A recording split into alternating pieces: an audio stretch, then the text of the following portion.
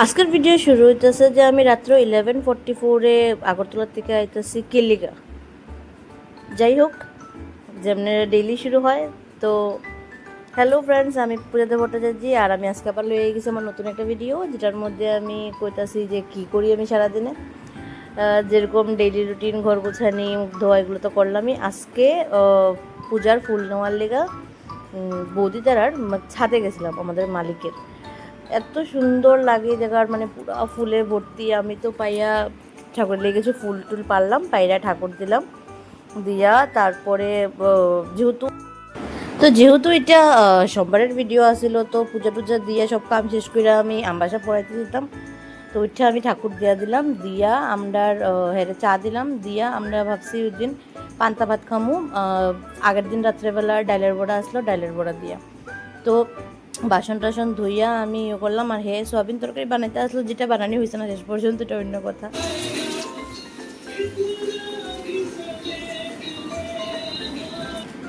আমি তারপরে লেগে গেলাম কাজে, টিফিন বানাইয়া নিমু, যার কারণে রুটি আর কারকল আলু ভাজা নিচে গিয়া যে রাস্তাত খাইলাম ওইটা। আর ঘরে লেবুর জল খাইতেছি, যেটা একদম ভাল লাগে না আমার, লেবু বা পছন্দ না। যাই হোক, তারপরেও লেবুর জল খাইলাম। আর নাচ্চা নাচ্চা আমি আটা মাখতাছি, সব করতেছি। গান চালাইলে গান, আমি খুব ভালো পাই গান। আর এদিকে হেরে কইছে আমি আটার টিট মাখছি, তুমি রুটিটি বানাও। এটা হেরে একটু কাজে লাগাইছি। যাই হোক, এটা হলো আমার ঘরের ঠাকুর, যে আমি কিভাবে কোন কোন ঠাকুর রাখছি আজকে এটা দেখাইতেছি আমার। তারপরে সব কিছু শেষ করে ঠাকুর দিয়া আমি ভাবলাম আমার টিফিনটা রেডি করলে। আমি টিফিন এরকমভাবে নিই যে প্রথম রুটি, তারপর তো ভাজা, আবার রুটি, আবার ভাজা। আমার এরকম মনে হয় তাতে রুটির মধ্যে ভাজার অল্প রুটি থাকলে রুটিটা নরম থাকে, এরকম আমার মনে হয়, আমি জানি না। যাই হোক, এই আমি খাইতে বয়ে গেলাম। আর এরকম খাওয়ান থাকলে সকাল সকাল আমার মনে হয় না মাংস ভাতও ফেল করবো এখানে। তো আমি যাই হোক খাইয়া তারপর আমার টিফিন নিলাম, নিয়ে আমি বাইরে গেলাম আমবাসা যাওয়ার লেগা। আজকে আমার কোনো তাইসা ছিল না, একদম আরামসে বাইরেছি আমি। তো কোনো মানে এমন না যে টাইমে বাইরে যেতাম, তো আরামসে গেছি, গিয়া তার বাই বাই দিয়া এরপরে আমি গেলাম গিয়া স্টেশনে। আমি যাওয়ার 5 মিনিটের মধ্যেই ট্রেন এসে গেছে। তো আমি টাইমেই পৌঁছে গেছি, মানে আমি আমবাসা যখন পৌঁছি তখন মেবি 12:50।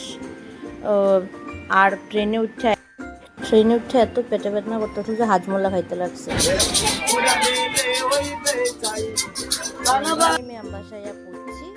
আর এখন টুকটুক করে আমি আমার প্রথম যেখানে টিউশনে যেতাম এখানে যাইমু। যখন আমি তারাবাড়িতে প্রথম টিউশন করি তখন 1:10 বাজে। যাই হোক, এদিকে শেষ করলাম, আমবাসা সব টিউশন শেষ করলাম, জহরনগর গেলাম, জহরনগর গিয়া জহরনগরে সব টিউশন শেষ করলাম।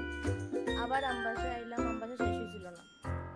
তারপরে সন্ধ্যা হয়ে গেছে, 6:15 বাজে, তখনও আমি পড়াইতেছি। আরও একটা এরপরে পড়াইছি, পড়াইয়া 8টার পরে আমি স্টেশনের দিকে রওনা দিই। তাও হাইটে দিয়েছি, কারণ কি ট্রেন অনেক লেট আসলো, অনেক। 9:50 ট্রেন দেখাইতেছিল আইবো আমবাসা। তো আমার কাছে অনেক টাইম আসলো, আর আমি তখন অনেক টায়ার্ড আসছিলাম, মানে কোয়া লাভ নেই, অনেক টায়ার্ড।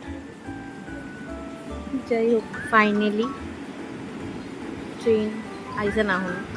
এখন বাজে 9:11, আর আমি ট্রেনের লিগে অপেক্ষা করতেছি যে আমি ট্রেন উঠে 50টাতে বাজবে। চলো ওখানে কিছু না কিছু করি। ফাইনালি ট্রেন আইছে। যখন ট্রেন আইছে কয়টা বাজে দেখাইব ওখান, মানে এত লেট করে আইছে, আমি কি কইতাম। তাও মানে দুর্ভোগের শেষ নাই, যেদিন দুর্ভোগ হয় একদম হয়। জিরানিয়া নিয়া আমডারে প্রায় 40 to 50 মিনিট বয়া রাখছে। ফাইনালি 23:41 মানে 11:41 আমি নামছি আগরতলা। এই যে আমার ড্রাইভার অলরেডি রেডি আছে, আমার নেওয়ালে গায়ে গেছে।